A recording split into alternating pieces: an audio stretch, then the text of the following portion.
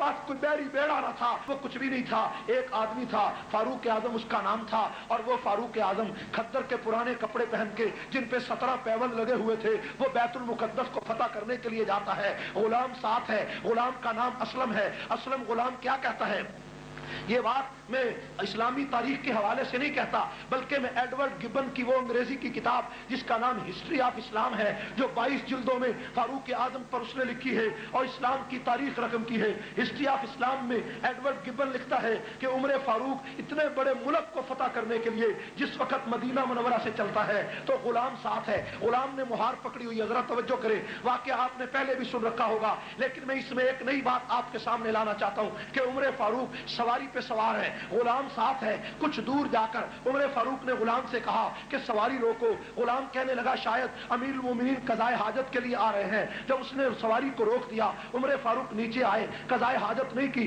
बल्कि उस गुलाम से कहा कि ए असलम, ये मुहार मेरे हाथ में दे दो। मुहार अपने हाथ में ले ली और गुलाम से कहा तू सवार हो जा। गुलाम कहता है ये रिवायत तो दुनिया में कभी नहीं हुई कि गुलाम सवार हो और आका मुहार पकड़ के आ रहा हो। ए उमर, अमीरुल मोमिनीन, दुनिया क्या कहेगी, लोग क्या कहेंगे? उमर ने कहा दुनिया जो मर्जी कहे, लेकिन उमर यह कहता है कि नौकर सवार होगा, आका पैदल होगा।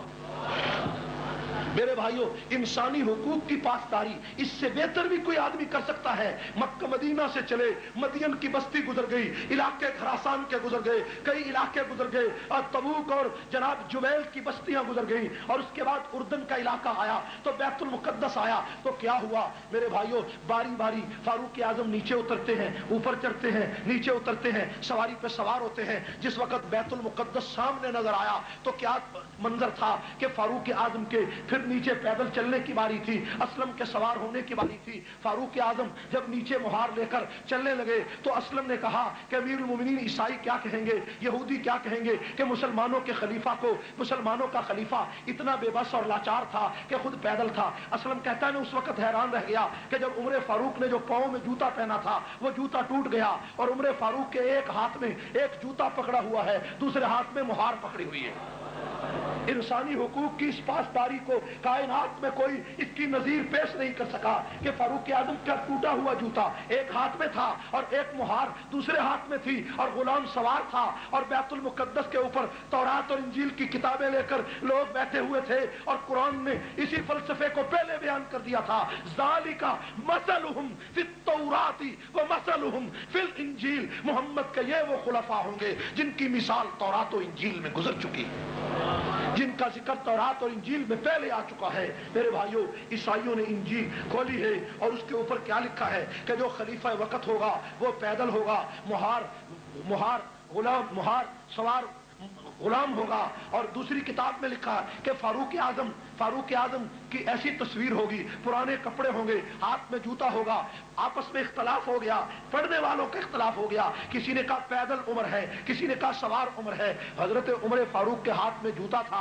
असलम ने कहा अमीरुल मोमिनीन, खुदा का वास्ता देकर कहना चाहता हूं कि आपके हाथ में जूता है और मुहार है, ये दुश्मन क्या कहेगा कि इस नौकर को, इस गुलाम को कोई सलीका ना आया, खुदा के लिए आप नीचे से ऊपर आ जाएं। उमर ने कहा कि बारी तेरी सवार होने की है, उमर की पैदल चलने की है, उमर को यह परवाह नहीं दुनिया क्या कहेगी, उमर यह सोचता है तेरा पैगंबर क्या कहेगा। मेरे भाइयों, फारूक आजम पैदल, लेकिन जब वहां पहुंचे तो क्या हुआ, बड़े बड़े ईसाई और बड़े बड़े उनके बिशप और पादरी आगे आए, आगे बढ़े, आजम से मुलाकात हुई और मुलाकात करके चाबियां बैतुल मुकद्दस की फारूक आजम के हाथ में दे दी। फारूक आजम ने फरमाया क्या बात है? कहने लगे हमारी किताब में लिखा है कि मुसलमानों का जो दूसरा खलीफा होगा, जब वो आएगा तो अगर तुमने उससे लड़ाई लड़ी तो तुम्हारा बीज खत्म हो जाएगा, इसलिए चाबियां अपने हाथों से तुम्हें दे रहे हैं। फारूक आजम अंदर चले गए, तवज्जो फरमाएं, फारूक आजम अंदर गए, फारूक आजम ने सजदा शुक्र अदा किया। सजदा शुक्र अदा करने के बाद जिस वक्त चाबियां मिल गई, बैतुल मुकद्दस का कब्जा मिल गया, फारूक आजम बाहर फारूक आजम उसी जगह पर बैठे हुए हैं। थोड़ी देर के बाद एक आदमी आया और आकर एक कागज का रुक्का फारूक आजम को देने लगा। फारूक आजम ने कागज का रुक्का पढ़ा और पढ़कर कहा कि ये जो जगह है ये मेरे बाप की जागीर नहीं है, ये मेरी नहीं है, ये मैं इसका मालिक नहीं हूं, बेशक یہ تم کاغذ صحیح لائے ہو لیکن میں اس کا مالک نہیں ہوں۔ مجمع لگا ہوا تھا، ہزاروں دنیا بیٹھی ہوئی تھی، عیسائی اور یہودی تماشا دیکھ رہے تھے، مسلمان جو کچھ اس علاقے میں رہتے تھے وہ دیکھ کر خاموش ہو گئے کہ امیر المومنین نے ایک بدو کو یہ تحریر دیکھ کر یہ عجیب جملہ کہا کہ میں اس جگہ کا مالک نہیں ہوں۔ فاروق اعظم جب باہر نکلے تو باہر نکل کر کچھ لوگوں سے ملاقات ہوئی تو انہوں نے کہا امیر المومنین باقی ساری باتیں بعد میں پوچھیں گے، پہلے یہ بتاؤ کہ وہ بدو کون تھا، وہ غریب کون تھا جو ایک رکا لے کر آیا تھا اور تم نے کہا یہ جگہ میری نہیں۔ عمر فاروق کی آنکھوں سے آنسو نکل آئے۔ عمر فاروق نے فرمایا کہ میری عمر اس وقت 17 سال تھی جب میرا والد اس بستی میں اس علاقے کے اندر بکریاں چرانے آیا اور عمر بھی اس کے ساتھ تھا۔ میں سارا دن بکریاں بیت المقدس کی بستیوں میں چراتا اور شام اور دوپہر کو آ کر اس بیت المقدس کی دیوار کے نیچے جہاں سایہ ہوتا لیٹ جاتا۔ ایک دن میں لیٹا ہوا تھا کہ میں نے دیکھا تھوڑی دیر کے بعد جب میری آنکھ کھلی تو ایک آدمی میرے پنڈلی سے کپڑا ہٹا کر میری پنڈلی کو دیکھ رہا ہے، پنڈلی کو دیکھتا ہے، کبھی میرے چہرے کو دیکھتا ہے۔ فاروق اعظم کہتے جب میں اٹھ بیٹھا تو کہنے لگا اے نوجوان تیرا نام کیا ہے؟ میں نے کہا میرا نام عمر ہے۔ تیرے باپ کا نام کیا ہے؟ کہنے لگا باپ کا نام خطاب ہے۔ جب یہ میں نے کہا تو تھوڑی دیر کے بعد وہ کاغذ لے آیا، کاغذ لا کر کہتا ہے اے عمر اس کاغذ پہ لکھ دو کہ جب میری حکومت اس علاقے میں آئے گی تو یہ جگہ میں تجھے دے دوں گا، یہ بستی تجھے دے دوں گا، یہ خطہ تجھے دے دوں گا۔ عمر کہتے میں نے جان چھڑانے کے لیے اسے لکھ دیا کہ میری حکومت کہاں آئے گی، میری حکومت کون لائے گا، میری حکومت یہاں کیسے آئے گی۔ میں نے لکھ دیا کہ جب میری حکومت ہوگی میں یہ جگہ تجھے دے دوں گا۔ آج جب بیت المقدس کی چابیاں مجھے ملی تو وہی بدو اپنے لڑکے کو بھیجتا ہے اور وہ بدو تو گھر میں بیمار پڑا ہے اور یہ جوان لڑکا